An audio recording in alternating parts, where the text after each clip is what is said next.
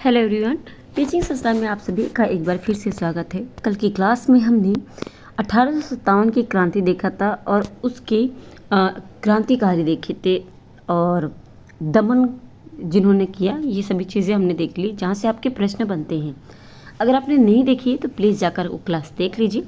ज़्यादा देर की क्लास नहीं होती, मुश्किल से 10 से 15 मिनट की क्लासेस होती हैं, ताकि ये आपका रिवीजन चलता रहे और आप अच्छे से उसे पढ़ सकें। ठीक है ना।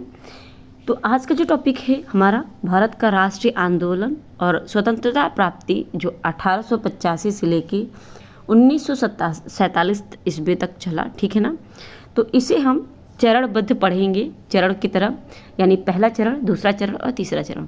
सबसे पहले हम प्रथम चरण पे देखेंगे। प्रथम चरण आपका भारतीय राष्ट्रीय आंदोलन का जो पहला चरण था, ये 1885 से 1905 तक चला।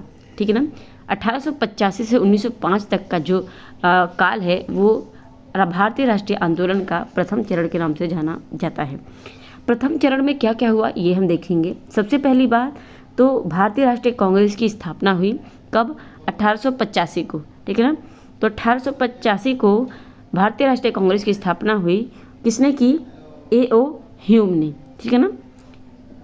तो A.O. ह्यूम ने 1885 में भारतीय राष्ट्रीय कांग्रेस की स्थापना की। उसके बाद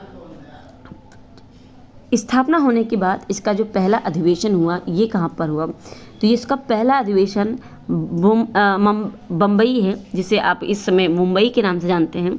तो मुंबई में एक गोकुलदास तेजपाल, ये तेजपाल है, फाल नहीं, तेजपाल हो जाएगा। ठीक है ना। तो ये थोड़ा सा मिस्टेक यहाँ पे आपको मिल सकता है, तो उस पर गौर ना कीजिएगा, बिकॉज आपको सिर्फ और सिर्फ टिक लगाना है, तो आप मात्राओं पे ध्यान मत दीजिएगा। कहीं ना कहीं थोड़ा बहुत आपको गलती मिल सकती है मात्राओं में लेकर। ठीक है ना। तो तेजपाल संस्कृत विश्वविद्यालय में हुआ था इसका पहला अधिवेशन 28 दिसंबर 1885 को। ठीक है ना। तो 28 दिसंबर 1885 को भारतीय राष्ट्रीय कांग्रेस का पहला अधिवेशन हुआ और ये अधिवेशन मुंबई के गोकुलदास तेजपाल संस्कृत विश्वविद्यालय में हुआ था। ओके। उसके बाद हम बात करें तो इसमें अगर है आपका, तो अब यहाँ पे देखेंगे, यहाँ पूछता है कि उदारवादी नेता कौन कौन थे। तो उदारवादी नेता के बारे में अगर देखें तो सबसे पहले दादा भाई नौरोजी उदारवादी नेता थे, सुरेंद्रनाथ बनर्जी, फिरोज शाह मेहता, गोविंद रनाडे, दीन शाह वाचा। ठीक है ना। दीन शाह वाचा और आपके आ जाएंगे मदन मोहन मालवीय। ये सभी साथ के साथ उदारवादी नेता थे। आप जानते हैं जो कांग्रेस है, कांग्रेस उस 2007 में, यानी 2007 कह रही हूँ, 1907 में दो भागों में बट गया था। एक तरफ उदारवादी, ठीक है ना, उदारवादी, और दूसरा तरफ गर्मपंथी, यानी गर्म और नरमपंथी में बदल गया था, मतलब बट गया था। ठीक है ना। तो ये उदारवादी नेता हैं। और गर्मपंथी में कौन आते थे? लाल बाल पाल, यानी लाला लाजपत राय, बाल गंगाधर तिलक और बिपिन चंद्र पाल। ठीक है ना। और अरविंद घोष, ये सभी क्या थे? गर्मपंथी के लोग थे। ठीक है। इतना आपका समझ में आ गया होगा, आई होप। अब हम चलेंगे अधिवेशन पे। सारे जितने इम्पॉर्टेंट अधिवेशन हैं मैंने सिर्फ उन्हीं को लिया है। जो नहीं पूछे जाते हैं ज़्यादातर पेपर में, उन्हें मैंने नहीं लिया है। जो पूछे गए हैं और पूछे जाते हैं, पूछे जाने की संभावना है, सिर्फ उन्हें ही मैंने यहाँ पे रखा है। ठीक है ना। चलिए तो अधिवेशन देखेंगे। अधिवेशन में हमारा सबसे पहले बात करें तो जो पहला अधिवेशन हुआ था आपका मुंबई में गोकुलदास तेजपाल संस्कृत विश्वविद्यालय में जो पहला अधिवेशन हुआ था 28 दिसंबर 1885 को, ये आपका, इसका अध्यक्षता किसने किया? तो ये अध्यक्षता किया था किसने? व्योमेश चंद्र बनर्जी ने। ठीक है ना। व्योमेश चंद्र बनर्जी ने। फिर आपका दूसरा होता है कलकत्ता में, और कलकत्ता में 1886 में होता है। ठीक है ना। कलकत्ता में जो भारतीय राष्ट्रीय कांग्रेस का अधिवेशन होता है वो 1886 में होता है। इसकी अध्यक्षता कौन करता है? दादा भाई नौरोजी। तो आपसे पूछेगा पहला जो है, जो दूसरा भारतीय राष्ट्रीय कांग्रेस का अधिवेशन था उसकी अध्यक्षता किसने की? तो ये दादा भाई नौरोजी ने की। कब? 1886 में। उसके बाद पूछता है मद्रास। मद्रास इसलिए इम्पॉर्टेंट है तीसरा अधिवेशन, ये क्योंकि ये पहले भारतीय मुस्लिम ने, पहला मुस्लिम, ठीक है ना, पहला मुस्लिम जिसने भारतीय राष्ट्रीय कांग्रेस की अध्यक्षता की वो बदरुद्दीन तैयब जी हैं, ठीक है ना, जो कि ये तीसरा अधिवेशन था 1887 में हुआ मद्रास में, ठीक है ना। उसके बाद पहला अंग्रेज, ठीक है ना, पहला अंग्रेज या ब्रिटिश कह सकते हैं राष्ट्रीय आंदोलन का, भारतीय राष्ट्रीय आंदोलन का अध्यक्षता करने वाला पहला अंग्रेज, तो ये चौथा अधिवेशन था, इलाहाबाद में हुआ था और इसकी अध्यक्षता 1888 में जॉर्ज यूले ने किया था, ठीक है ना, इसलिए ये भी इम्पोर्टेंट है आपका, ठीक है ना। अब बात करें अगर उसके बाद फिर से 1893 में, ठीक है ना, 1893 में दादा भाई नौरोजी ने अध्यक्षता की, ठीक है ना, 1893 में फिर से दादा भाई नौरोजी ने अध्यक्षता की, ये ध्यान रखेंगे आप। उसके बाद कलकत्ता अधिवेशन 1896 का, इसकी अध्यक्षता M.A. सयानी ने किया था, ठीक है ना।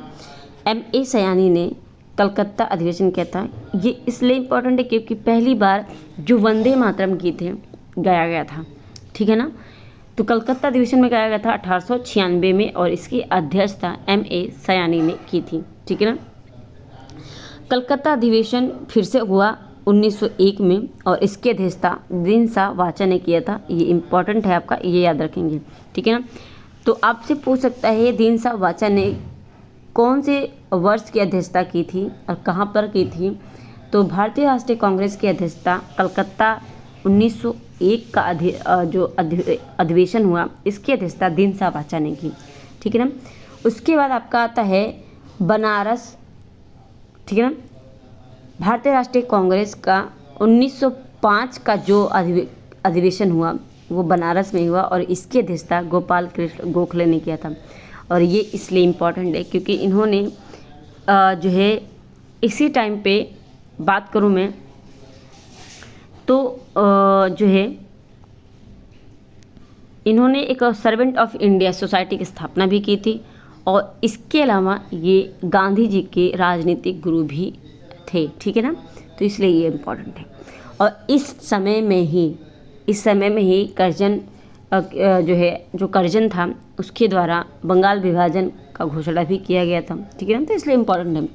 सूरत अधिवेशन जो हुआ आपका वो 1907 में हुआ और इसलिए इम्पोर्टेंट है क्योंकि इसी अधिवेशन में ही जो आपका कांग्रेस यानी भारतीय राष्ट्रीय कांग्रेस था वो दो भागों में बट गया, नरम दल और गरम दल में, ठीक है ना। एक तरफ आपका नरम दल और दूसरी तरफ आपका गरम, एक मिनट, गरम दल, ठीक है ना, तो ये दोनों भाग में बट गए हैं, ठीक है। तो इसलिए ये इम्पोर्टेंट है। सूरत का जो अधिवेशन है ये 1907 में हुआ और इसकी अध्यक्षता रास बिहारी घोष ने की थी, ठीक है ना, रास बिहारी घोष ने, ये घोष रास हो जाएगा और ये घोष हो जाएगा, ठीक है ना। अब हम बात करेंगे कलकत्ता अधिवेशन 1906 का, जो कि इसकी अध्यक्षता दादा भाई नौरोजी ने की थी। और आपसे ये पूछता है कि कौन व्यक्ति है जिसने 3 अध्यक्षता की, तो दादा भाई नौरोजी थे जिन्होंने 3 अध्यक्षता की कांग्रेस अधिवेशन की, ठीक है ना। कलकत्ता अधिवेशन 1906, ठीक है ना, कलकत्ता अधिवेशन 1906 में इन्होंने अध्यक्षता की कांग्रेस अधिवेशन की। उसके बाद फिर आपका 1908 में मद्रास का कांग्रेस अधिवेशन होता है और इसमें भी रास बिहारी घोष होते हैं अध्यक्ष, ठीक है ना, तो इसकी अध्यक्षता भी रास बिहारी घोष करते हैं। फिर आपका आता है बिहार के लिए वेरी इंपॉर्टेंट बांकीपुर का, ये बिहार का पहला भारतीय राष्ट्रीय कांग्रेस अधिवेशन था, ठीक है ना, जो कि बिहार में पहला अधिवेशन हुआ था 1912 में। इसकी अध्यक्षता किसने की थी, तो इसकी अध्यक्षता RN माधोलकर ने किया था, ठीक है ना, तो ये बांकीपुर में हुआ था, ठीक है ना। फिर आपका होता है लखनऊ अधिवेशन 1916 में और इसके जो अध्यक्षता की थी ये अंबिका चरण मजुमदार ने की थी। और ये इम्पॉर्टेंट इसलिए है क्योंकि यहाँ पे जो नरम दल गरम दल अलग हुआ था 1907 में, वो फिर से 1916 में लखनऊ के कांग्रेस अधिवेशन में वो फिर से मिल गए और यहीं पे मुस्लिम लीग का भी सहयोग मिला कांग्रेस को, तो काफ़ी चीज़ें हुई थी। और गांधी जी सबसे इम्पोर्टेंट बात यहाँ पे कि गांधी जी पहली बार इसी अधिवेशन में भाग लिए थे और यहीं पर बिहार से जो राम कुमार शुक्ल थे वो पहली बार गांधी जी से मिले और उन्होंने चंपारण सत्याग्रह के लिए यानी चंपारण की स्थिति को देखने के लिए यहाँ पे रिक्वेस्ट किया था, ठीक है ना, कि आकर वो बिहार में चंपारण को देखें, ठीक है ना। तो ये चीज़ें इसलिए इम्पोर्टेंट है यहाँ पे बहुत ज़्यादा। फिर आपका 1917 में कलकत्ता अधिवेशन होता है और कलकत्ता अधिवेशन ये एनी बेसेंट करती हैं, इसलिए इम्पोर्टेंट है क्योंकि कलकत्ता अधिवेशन में ही 1917 के कलकत्ता अधिवेशन में ही ये जो है पहली महिला, आपसे पूछिएगा सिर्फ और सिर्फ कि कांग्रेस अधिवेशन की अध्यक्षता करने वाली पहली महिला तो एनी बेसेंट हो जाएगा, लेकिन भारतीय पहली महिला पूछेंगे तो आपका हो जाएगा सरोजनी नायडू, ठीक है ना। तो ये आपका हो जाएगा क्योंकि ये वो थी, ठीक है ना, विदेशी थी। अमृतसर में आपका 1919 का अधिवेशन हुआ था और अमृतसर का अधिवेशन जलियांवाला बाग हत्याकांड के लिए जाना जाता है, इसलिए ये इम्पोर्टेंट है। और अमृतसर का जो अधिवेशन हुआ था इसकी अध्यक्षता किया था किसने? मोतीलाल नेहरू ने, ठीक है ना, मोतीलाल नेहरू ने। गया अधिवेशन बिहार का दूसरा अधिवेशन हुआ था, ठीक है ना, बिहार में राष्ट्रीय कांग्रेस का दूसरा अधिवेशन हुआ था गया में और ये 1922 में हुआ था। CR दास ने यानी चित्तरंजन दास ने इसकी अध्यक्षता की थी।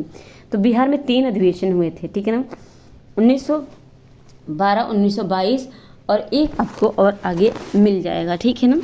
चलिए, दिल्ली अधिवेशन हुआ था आपका 1923 में, ये विशेष अधिवेशन था क्योंकि इसकी अध्यक्षता अबुल कलाम आज़ाद ने की थी, तो ये ध्यान में रखेंगे क्योंकि ये एक विशेष अधिवेशन था, ठीक है ना।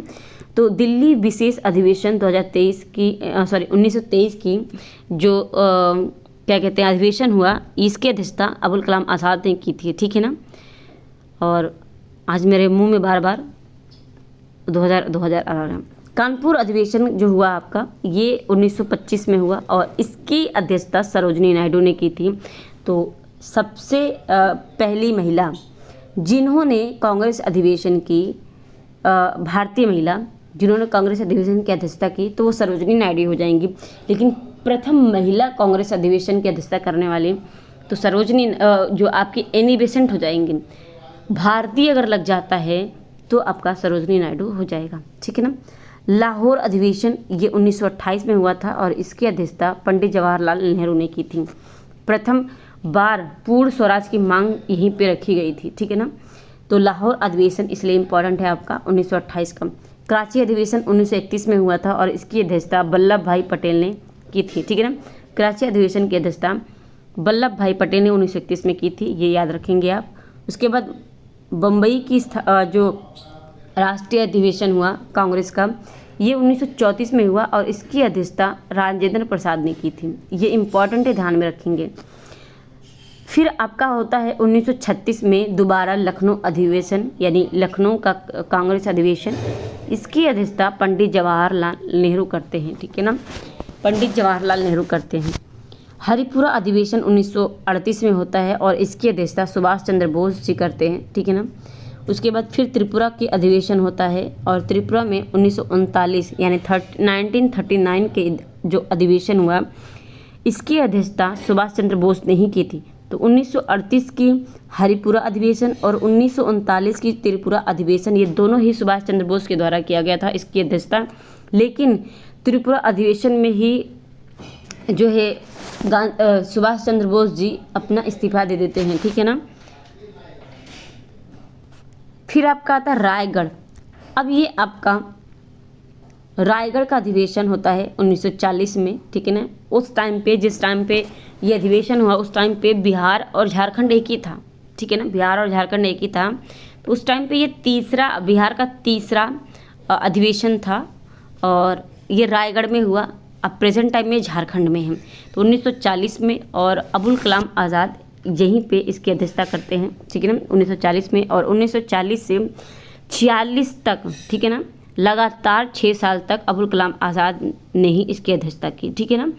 फिर आपको 1946 में मेरठ की अध्यक्षता होती है यानी मेरठ का अधिवेशन होता है और मेरठ के अधिवेशन में JB कृपलानी जी होते हैं, ठीक है ना, JB कृपलानी जी। दिल्ली अधिवेशन होता है उसमें 1947 को और इसमें डॉक्टर राजेंद्र प्रसाद जी होते हैं, ठीक है ना, इसकी अध्यक्षता करते हैं। उसके बाद आपका होता है 1948 को जयपुर अधिवेशन, इसमें पट्टाभी सीतारामैया अध्यक्षता करते हैं। तो ये सारे के सारे आपके कांग्रेस के अधिवेशन थे जो हमने पढ़े। ये प्रथम चरण में आपके सारे के सारे मैंने ख़त्म कर दिए। तो आज हम सिर्फ प्रथम चरण के देखेंगे, कल हम सेकंड चरण देखेंगे इसका, ठीक है। क्लास कैसे लगी आपको क्लास, कमेंट करके ज़रूर बताइएगा और अपने साथियों को शेयर करके ज़्यादा से ज़्यादा लोगों तक पहुंचाइए ये, और उन्हें भी इस चैनल से जोड़ लीजिए। पहली बार चैनल पर आए हैं, चैनल को सब्सक्राइब नहीं किया तो चैनल को सब्सक्राइब ज़रूर कर लीजिएगा, बेल आइकन प्रेस कर लीजिए ताकि ये क्लास आपको डेली ऐसे ही मिलती रहे। 12 बजे क्लास आपको मिलती है डेली, ठीक है ना। और ये आपके हर एग्ज़ाम के लिए इंपॉर्टेंट है, चाहे वो BPSC TRE 3 हो 4 हो, या फिर आपका जो है आपका वनडे एग्ज़ाम हो, चाहे आप अभी जो भी आपके एग्ज़ाम लगे हुए हैं उन सभी एग्ज़ाम के लिए ये इंपॉर्टेंट है, क्योंकि यहाँ से प्रश्न आपके बनते हैं। तो ये कोई स्पेशली BPSC 4 के लिए नहीं है, बल्कि सभी के लिए जहाँ पे GS पूछा जा रहा है, ठीक है ना। तो आप सभी के लिए है इम्पॉर्टेंट, तो इसे आप पढ़ लीजिएगा और इसके पहले का जो मैंने क्लास करवाया है वो भी पढ़ लीजिएगा। उसके बाद जब आपका एग्ज़ाम आएगा तो मैं इसका एक साथ में ही जो है मिनी मैराथन भी करा दूँगी ताकि रिवीजन आपका फटाफट हो जाए, ठीक है। मिलते हैं हम अपने नेक्स्ट क्लास में, आज के लिए इतना ही, धन्यवाद।